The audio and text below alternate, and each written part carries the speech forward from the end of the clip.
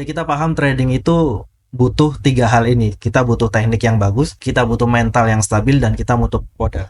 Teman-teman kalau udah bisa teknik, udah paham tekniknya, tinggal gimana cara mental kita matang buat trading itu. Karena sebagian kalau mentalnya belum matang, ya tekniknya jadi sia-sia.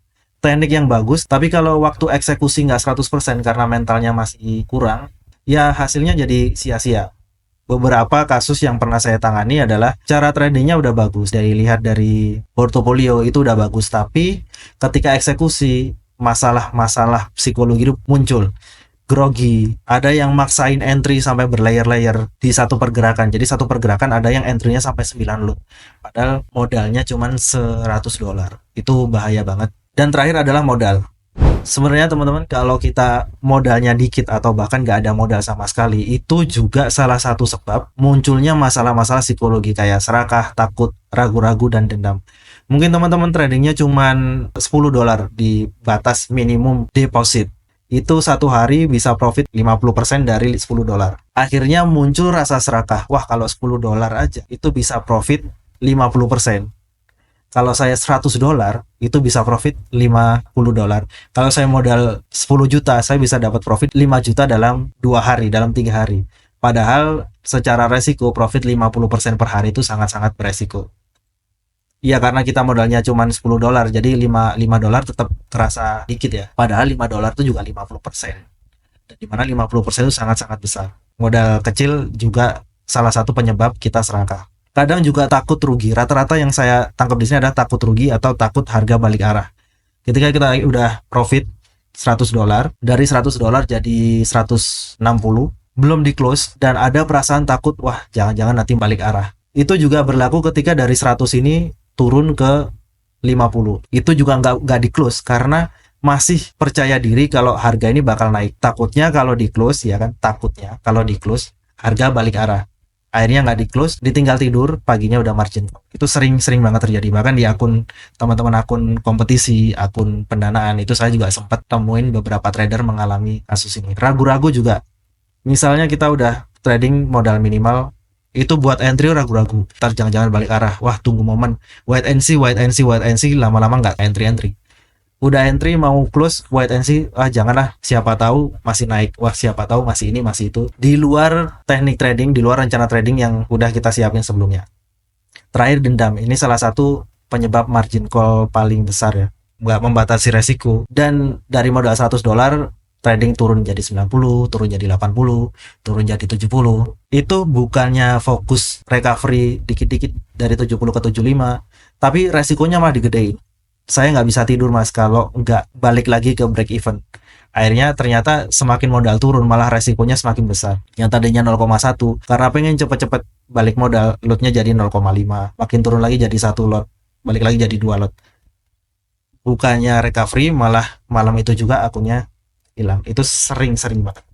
Ya, cut loss itu juga penting ya, karena kita punya rasa takut itu bukan buat dihilangin tapi buat dikenalin. Karena rasa takut ini itu sebagai indikator pikiran kita mendeteksi bahaya. Ya bukan cuma di trading, mungkin di kehidupan sehari-hari. Khawatir itu juga salah satu mekanisme perlindungan diri. Buat pendanaan, yang pertama adalah no deposit bonus, NDB. Mungkin teman-teman juga salah satu pemburu NDB. Ini biasanya pendaftarannya gratis, kita cuma suruh register. Tradingnya tanpa modal, kita pakai NDB, dan profitnya bisa di withdraw. Mungkin teman-teman ada yang punya pengalaman bisa withdraw dari dana NDB. Karena sejauh ini yang saya coba-coba ikut NDB, ini minusnya, ini plusnya. Plusnya NDB, minusnya biasanya nominalnya kecil. Dan berlaku pertama kali waktu kita daftar. Mungkin ada beberapa yang bonus deposit. Setiap kita depo itu dapat bonus berapa persen, berapa dolar. Nah, minusnya lagi kadang syaratnya ini terlalu banyak dan nggak masuk akal. Dengan modal yang dikasih mungkin cuma $50, syarat withdrawnya itu harus trading 200 lot. Ya terlalu ekstrim lah. Ada yang ngasih $50, ngasih $30, $88 ditambah $99, ada $50, 101, ada yang sampai $200. Dan setiap NDB itu punya syarat masing-masing. Jadi ketika teman-teman ikut NDB, coba diperhatikan syarat-syaratnya, ketentuannya. Lalu ada introducing broker. Ini biasanya yang paling rame teman-teman jadi IB buat ngenalin broker dan ngasih saran investasi. Ini biasanya banyak banget di komunitas, banyak banget di grup-grup trading. Dimana teman-teman yang jadi IB, trader merangkap IB, itu pendaftarannya gratis dan kita dapat bayaran dari komisi trader under kita. Komisinya juga nggak terbatas, selama entry kita dapat komisi dari setiap entry. Itu juga bisa nambah relasi kalau memang teman-teman jadi IB yang bagus, IB yang bertanggung jawab, itu dibutuhin sama trader. Meskipun kadang persaingannya ketat, ada juga kadang IB-nya ini nggak ngurusin tradernya, cuman asal lempar link buat register tapi nggak diurusin. Dan masalahnya jadi IB adalah kadang kliennya ini nggak loyal. Udah daftar tapi nggak trading, udah trading akun demo tapi nggak depo. Padahal komisi yang didapat IB adalah ketika kliennya trading pakai akun real. Kadang juga kita sebagai IB harus bertanggung jawab tentang kendala broker ya. Dan minusnya sebagai IB kadang kita nggak punya akses buat ke brokernya. Jadi kita ngasih tahu ke klien itu cuman ya sabar Pak, kendalanya masih diurusin, masih ini masih itu. Lalu ada juga kompetisi. Jadi di komunitas kita ada kompetisi akun demo. Hadiahnya $100.000, sama kayak pendanaan komunitas, tapi kita jadiin hadiah buat juara 1 dan juara 2. Daftarnya gratis, cukup store username. Jadi misalnya di seluruh dunia itu ada 10.000 peserta dan teman-teman trading bisa sampai posisi 67. Selama 67 ini tertinggi sekomunitas, tertinggi dari semua peserta-peserta komunitas, itu udah kita anggap juara. Dan kita kasih hadiah modal 100.000. Buat aturan kompetisi masih sama, pemenang adalah profiter banyak, leveragenya 1:50, ada batas maksimal drawdown harian 5%, batas drawdown maksimal 10%, dan nggak boleh pakai ya. Waktunya 30 hari, yang kita ambil juara 1 dan juara 2. Ketentuan pemenang, profitnya akun kompetisinya harus minimal 8%. Kalau teman-teman mungkin belum bisa jadi juara, coba tradingnya itu lihat konsistensi. Mungkin belum bisa juara, tapi kalau teman-teman bisa konsisten dapat 5% per bulan, ketika ikut kompetisi nggak usah ngejar juara 1, cukup konsisten profit 5%, 5%, 5%, itu udah bisa jaga mental kita, mental trading kita lebih nyaman, lebih tenang. Nanti kalau mungkin 5% udah dirasa gampang, udah terbiasa, bisa naik jadi 10%, 10%, 10%. 10% udah masuk kategori jadi juara kompetisi. Di komunitas itu kita nggak bahas tentang teknik trading. Saya yakin teman-teman udah bisa trading semua, udah punya teknik yang bagus, teknik yang jitu sendiri-sendiri. Jadi kita fokus ke psikologi, ke manajemen resiko, dan paling penting kita juga bantu teman-teman dalam hal pendanaan. Di kompetisi ada batasan drawdown. Drawdown 10%, mungkin teman-teman yang belum paham tentang drawdown, artinya batas floating minus. Saya biasanya ngomongnya batas floating minus. Jadi misal drawdownnya 10%, artinya kita nggak boleh floating di bawah 10%. Dari misal akun awal 10.000, kita nggak boleh floating di bawah 9.000. Akun jadi 8999,99 langsung diskualifikasi karena itu udah lebih dari 10%. Dengan syaratnya kan drawdown maksimal 10%. Kadang juga mungkin di kompetisi ada drawdown harian. Drawdown harian tuh batasnya 5%. Artinya dalam satu hari, misal kita modalnya 10.000, itu nggak boleh floating di bawah 9.500. Nggak boleh floating di bawah 9.500. Dan drawdown harian ini itu bergerak. Beda sama drawdown maksimal yang dia stay di 9.000. Tapi kalau yang drawdown harian itu bergerak. Kalau kita akunnya naik di 100, 111 misal, itu drawdown hariannya jadi 5% dari 11.000. Ketika kita profit lagi, ya drawdown hariannya juga naik lagi. Yang harian ya, yang harian pasti naik. Tapi yang drawdown maksimal itu stay di 9.000. Ini juga yang populer, copy trade dan prop firm. Dua model pendanaan yang menurut saya hampir-hampir mirip secara konsep. Buat copy trade, ya sistemnya kita jadi master, terus follower yang nge-copy trade setiap entry kita. Dan itu berlaku di akun masing-masing. Kita trading di akun sendiri, follower nanti profitnya udah masuk akunnya sendiri-sendiri. Sedangkan kalau di prop firm, itu dananya jadi satu di prop firmnya. Dan kita trading pakai akun demo yang di copy ke akun utama prop firm. Di copy trade kita daftarnya gratis, kita tinggal trading pakai akun sendiri, terus didaftarin jadi master copy trade, kita tinggal nunggu ada follower datang. Tapi kalau di prop firm biasanya ada biaya pendaftaran, karena kita harus ikut evaluasi, ada biaya pendaftarannya. Tinggal berapa akun yang mau kita kelola. Mungkin ada yang 2.500, ada yang 5.000, ada yang 10.000, dan paling besar yang saya tahu itu 200.000. Akunnya juga pakai akun pribadi, trading di broker biasa, terus 360 follower. Kita coba head to head dari Profirm dan CopyTrade karena menurut saya juga bukan mana yang lebih bagus, tapi dua ini sama. Ya kalau Profirm kita pakai akun Profirm dikasih dari pihak Profirmnya, kita trading dari akun itu. Di CopyTrade kita perlu portofolio, jadi buat follower mau ngefollow kita, pasti yang dilihat adalah portofolio gimana, manajemen resikonya, cara tradingnya, dan mungkin setiap follower punya penilaian masing-masing sebelum follow CopyTrade kita. Tapi kalau di Profirm kita tanpa portofolio karena langsung ada di tes di sini ya. Dengan target profit tertentu itu langsung didanain. Yang mana yang cocok teman-teman lebih pilih portofolio karena kadang-kadang follower kalau mau nyari CopyTrade itu syaratnya itu satu orang sama orang lain tuh beda-beda. Tapi kalau di Profirm ya semua sama, aturannya sama. Yang penting gimana pun cara tradingnya bisa dapat profit sekian persen, bisa lolos evaluasi, langsung dimodalin. CopyTrade perlu follower, artinya di CopyTrade ini kita saingan sama banyak master CopyTrade, dan follower juga bisa milih mana master yang mau di follow. Minusnya adalah kita perlu satu follower $100 buat dapetin 10.000 itu kita butuh 100 follower ya biar dapat dana 10.000. Tapi di Profirm kita tanpa follower, yang penting kita lolos evaluasi ini langsung dapat 10.000. Nggak perlu capek-capek cari 100 follower yang syaratnya mungkin beda-beda. Kita bisa dapat modal 10.000 lebih cepat daripada nyari 100 follower yang banyak syarat. Ya, terus di CopyTrade buat kita dapat komisi itu yang dilihat adalah konsistensi. Semakin kita konsisten, maka follower lebih percaya sama kita. Mungkin deponya lebih besar lagi, baru kita dapat komisi yang lebih besar. Tergantung seberapa konsisten kita trading di akun master CopyTrade itu.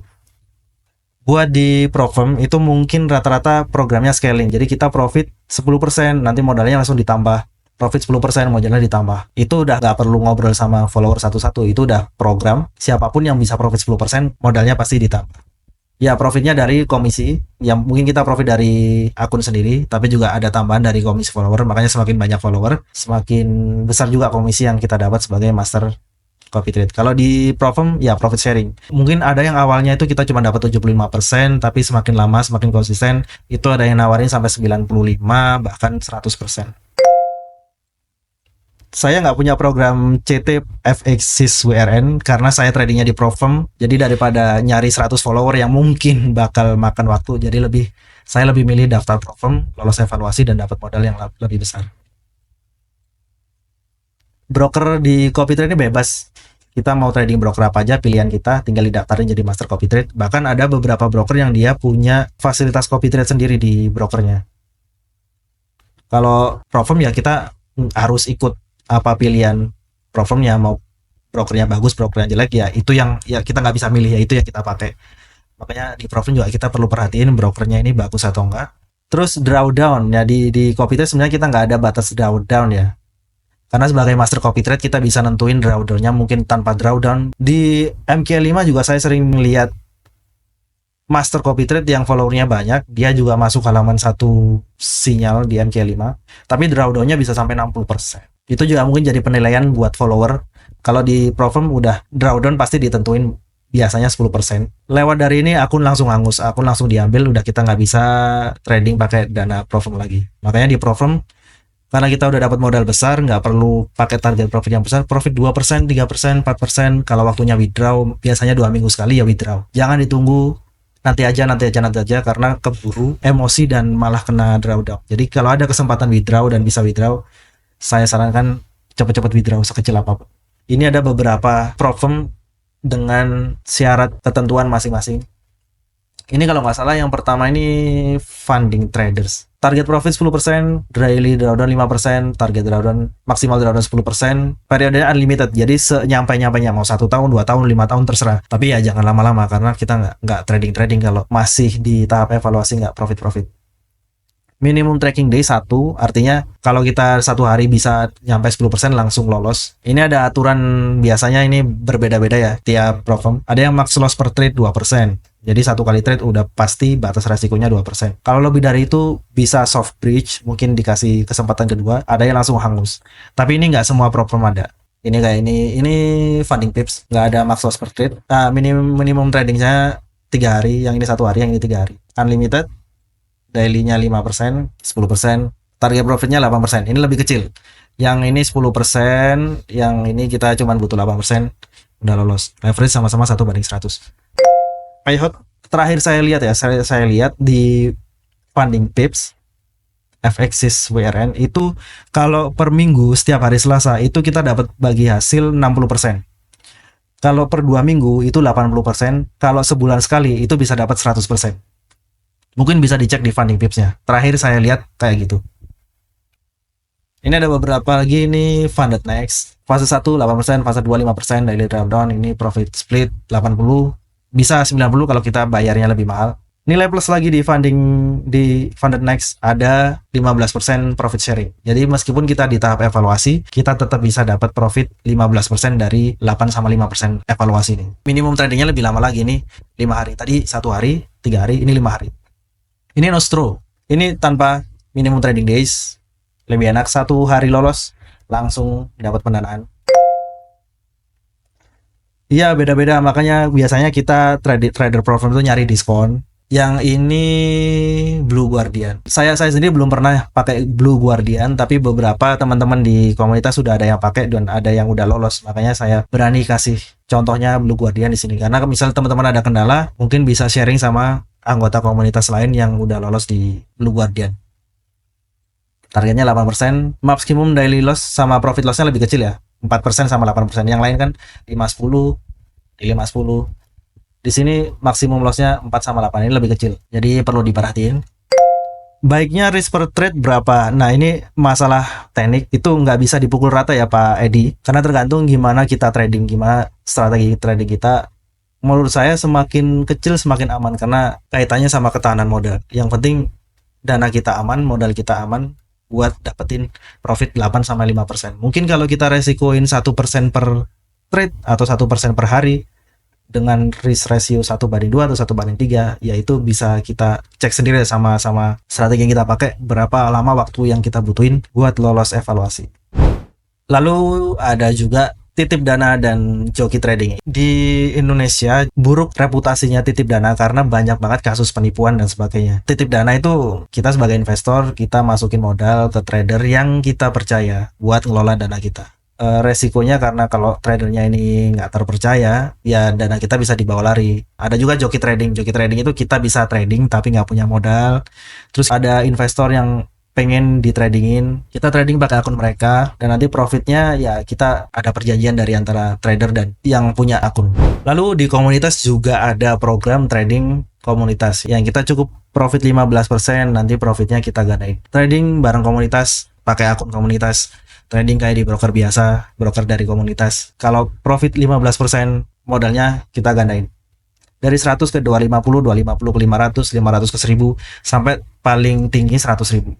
Ya, mungkin kalau teman-teman ada yang tadi perhatiin tentang Profirm, itu rata-rata drawdown-nya adalah 10%. Tapi ada 2 tahap evaluasi, profit 8% dan profit 5% biasanya. Ini 13. Kalau di komunitas agak sedikit lebih tinggi, 15%. Tanpa evaluasi langsung scaling. Mungkin teman-teman kalau terlalu susah buat ada drawdown 10%, itu bisa juga kita kasih juga kelonggaran, ada pilihan 20%. Target profitnya kita tambah jadi 30%. Setiap profit 30% dengan drawdown maksimal 20%, kita gandain modalnya.